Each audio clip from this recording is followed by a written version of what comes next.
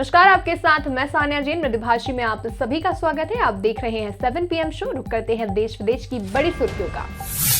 रिलायंस के चेयरमैन मुकेश अंबानी के घर एंटीलिया के पास विस्फोटक लदी स्कॉर्पियो, सस्पेंड पुलिस अधिकारी सचिन वाजे और गृह मंत्री अनिल देशमुख पर लगे वसूली के आरोपों से घिरी महाराष्ट्र सरकार की मुश्किलें कम होती नहीं दिख रही हैं। विपक्ष के हमलों के बाद शिवसेना के सांसद संजय राउत ने रविवार को मुख्य पत्र सामना के जरिए महाराष्ट्र के गृह मंत्री अनिल देशमुख पर सवाल उठाए। वहीं विपक्ष को भी जता दिया कि लाख कोशिश कर लो, महाविकास अघाड़ी की सरकार नहीं गिरेगी। नई दिल्ली से वाराणसी आ रहे स्पाइस जेट के विमान में एक युवक ने अचानक इमरजेंसी गेट खोलने की कोशिश की। यह देख विमान में सवार सभी यात्री डर गए। क्रू मेंबर्स ने कुछ यात्रियों की मदद से उसे दबोच लिया। वाराणसी में लैंडिंग होने पर युवक को CISF के हवाले कर दिया गया। बाद में पुलिस ने शांति भंग में उसका चालान किया। युवक को जमानत मिल गई है। पुलिस का कहना है कि युवक की गर्लफ्रेंड ने उसे छोड़ दिया था, इसलिए वह डिप्रेशन में था।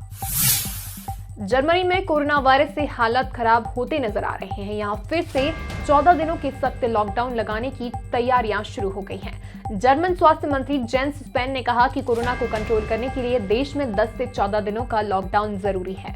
हम इस पर गंभीरता से विचार कर रहे हैं। पिछले साल भी इसी समय हमने देशवासियों को घर में रहने की सलाह दी थी। इस बार भी कुछ ऐसी ही स्थिति बन रही है। इस बीच जर्मन चांसलर एंजेला मर्केल के चीफ ऑफ स्टाफ ने भी देश में कोरोना की हालत को लेकर चिंता जताई है।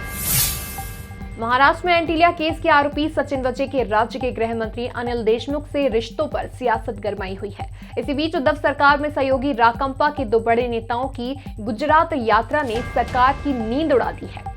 खबर यह है कि शरद पवार और प्रफुल्ल पटेल ने अहमदाबाद में गृह मंत्री अमित शाह से आधी रात के बाद मुलाकात की है। शाह की पवार से मुलाकात को महाराष्ट्र में सरकार चला रही महाविकास अघाड़ी के लिए खतरे की घंटी मानी जा रही है।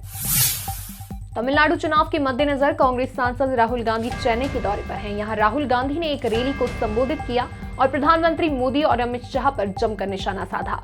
राहुल गांधी ने कहा कि जब तमिलनाडु के मुख्यमंत्री मोदी शाह के पैर छूते हैं और उनके सामने झुकते हैं तो उन्हें ये देखकर बुरा लगता है। राहुल गांधी ने रैली में कहा कि मैं देखता हूं कि प्रधानमंत्री मोदी तमिलनाडु के CM को काबू कर रहे हैं और उन्हें चुपचाप अपने पैर छूने के लिए मजबूर कर रहे हैं। मैं ये स्वीकार करने के लिए तैयार नहीं हूं। राहुल गांधी ने रैली में कहा कि मैंने एक तस्वीर देखी थी जिसमें एक निर्वाचित प्रतिनिधि अमित शाह के पैर छू रहा है। प्रशासन ने लोगों से त्योहार के बीच और अधिक एहतियात बरतने की अपील की है। केंद्र सरकार ने सभी राज्यों को कोरोना प्रोटोकॉल का पालन करने को कहा है।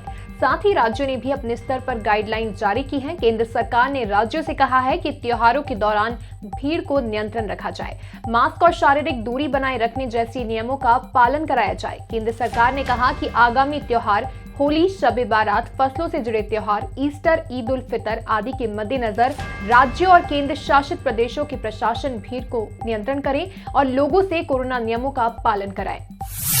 प्रधानमंत्री नरेंद्र मोदी की बांग्लादेश यात्रा पूरी होने के साथ ही यहां कट्टर इस्लामिक गुटों ने हिंदू मंदिर पर हमला कर दिया। रविवार को पूर्वी बांग्लादेश में एक ट्रेन को भी निशाना बनाया गया। पुलिस और स्थानीय पत्रकार के हवाले से राइटर्स ने बताया है कि पूरे देश में PM मोदी के दौरे के साथ हिंसा शुरू हो गई है। रिपोर्ट में बताया गया है कि PM मोदी के दौरे के खिलाफ इस्लामिक गुटों के विरोध प्रदर्शन के दौरान पुलिस से झड़प में कम से कम 10 लोगों की मौत हो गई है। आज के शो में बस इतना ही। कल फिर मुलाकात होगी देश विदेश की बड़ी सुर्खियों के साथ। तब तक के लिए आप देखते रहिए मृदुभाषी।